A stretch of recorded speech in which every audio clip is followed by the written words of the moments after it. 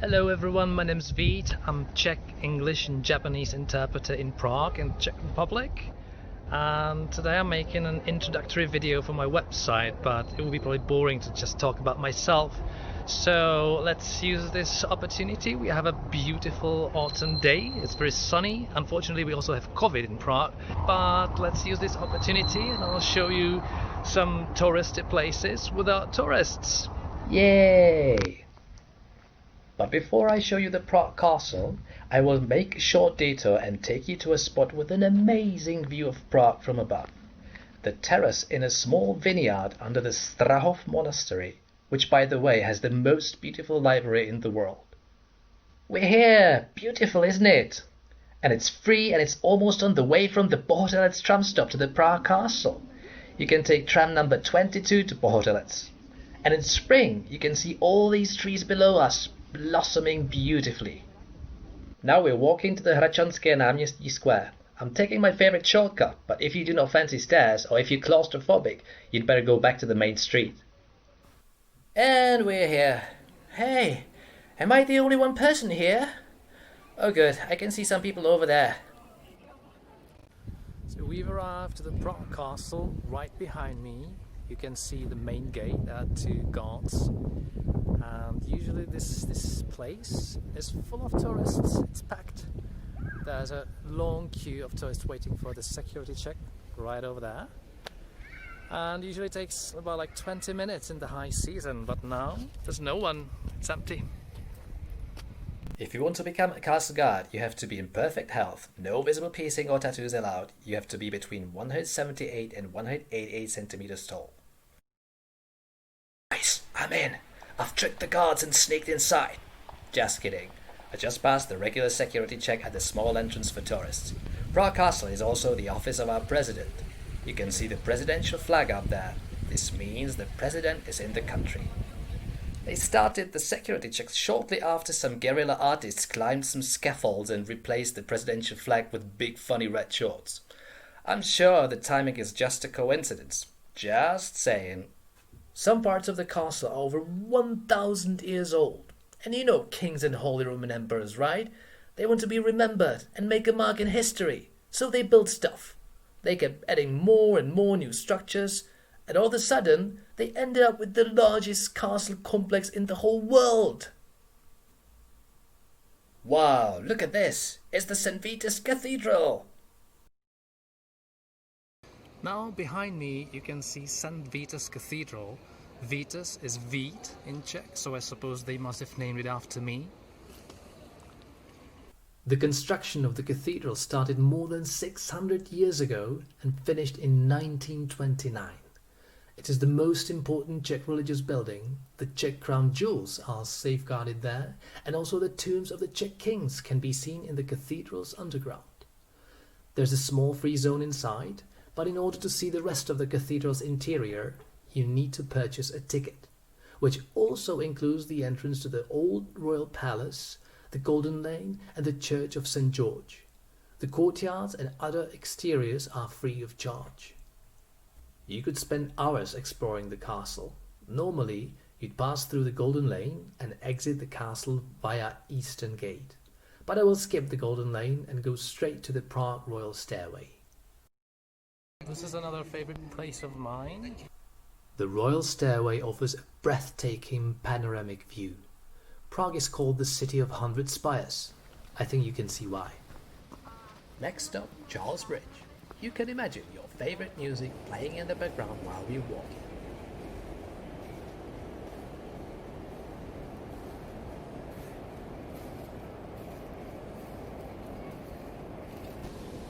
Charles Bridge at last. Another famous sightseeing spot of beautiful Prague. It was built in mid-14th century by Charles IV, so it's more than 600 years ago, so we can safely say that it has stood the test of time. Although it was partially destroyed in floods, it was renovated and reconstructed several times. One of the renovations took place quite recently, but it's quite amazing. It's still standing here. I'm not a big fan of memorizing complicated historic dates, but this one's actually quite interesting because Charles IV was a big fan of astrology, horoscopes and mysticism, so he planned the construction at a very certain date and certain time. The construction started in the year 1357 on the 9th month, 7th day at 5:31 in the morning, so he had to get up very early. If you line up the numbers, you will see that it creates a pyramid. 1, 3, 5, 7, 9, 7, 5, 3, 1. Interesting, isn't it? Oh, and they say, the rumor has it, that they were adding eggs into the cement. So this is why it's so durable. Wow, this is usually the busiest place in whole Prague. Now you can easily ride a bike here. Just a few locals passing between the lesser town and the old town. Even most of the street artists are gone.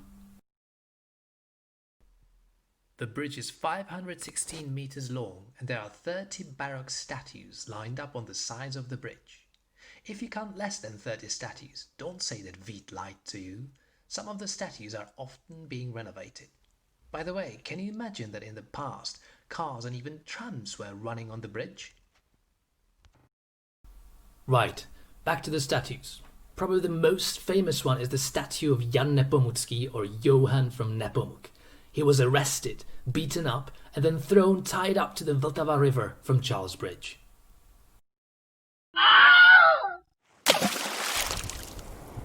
He became a martyr and a saint. He is very popular and you can see many such statues all over the country. He's always portrayed with 5 stars in the halo around his head.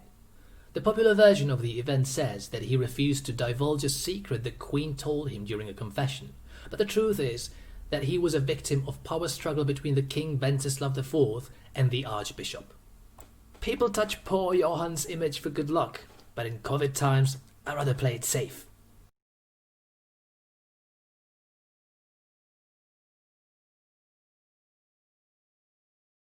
Oh, and as you can see, people also strike the doggy. Not for luck, but because he's cute. We've reached the other riverbank in the Prague Old Town, and we can see the statue of King Charles IV. If you are fit enough to climb 138 steps without a lift, and you are fine with narrow spaces, I suggest climbing to the top of the bridge tower, especially the one on the Old Town side. You will be rewarded by a breathtaking view of the combo of the Vltava River, the Charles Bridge, and the Prague Castle. Beware, it is not usually included in mass tourism activities, but if you are unlucky and get caught up in a tourist group, it can get a bit crowded up there. In my opinion, the best time to visit is late afternoon or shortly before it gets completely dark. I mean, look behind me. The streets are empty. These little streets, these little lanes in the old town around the Old Town Square and the Charles Bridge are usually bustling with crowds of tourists. But not today. In the times of Corona, it's empty because Czechs don't come to this area. Because they're just souvenir shops. Many of them are tourist traps. Let's hope that these will be weeded out and the good ones will prevail. Yay, the Old Town Square, the St. Nicholas Church, the Paris Street with all the luxury brand shops, the statue of Jan Hus and the teen church behind it, an ugly crane, and the Old Town Hall. The Old Town Hall is beautiful indeed, but it looks as if part of it is missing. No, it's true. The main building was completely destroyed during the uprising against the Nazis by the end of the Second World War. They never reconstructed the big part which was on the right side of the old tower. If you have time, I suggest going to the top of the Town Hall Tower. The view of the old town is quite spectacular. There's a lift going to the top and usually a queue for the tickets, so I suggest buying them online in advance. It will save you some time. And yes, the tower is where the famous Prague Orloj is, the astronomical clock. Let's go outside and see it. It was built more than 600 years ago, and it is the 3rd oldest working astronomical clock in the world. Back then, people must have been fascinated by these apostle figures moving on their own, like some amazing CG in films today. I still remember being scared by the skeleton Grim Reaper as a child.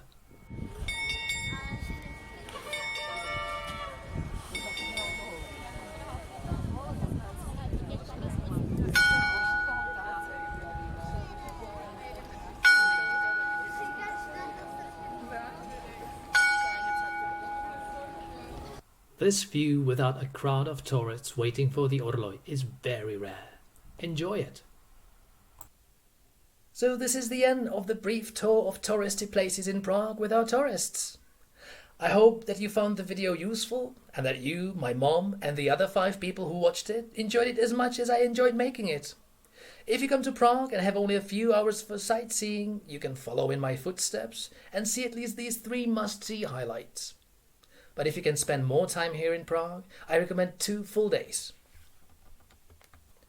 Wow, what was once supposed to be just a quick hello world greeting video for my website somehow turned into a serious project. But I enjoyed making the video and learning the video editing software. If you ever need a Czech English or Japanese interpreter or a press trip or TV shooting coordinator in Prague, check out my website www.vitsan.cz, or just come and have a good Pilsner beer with me. Thanks for watching. Cheers!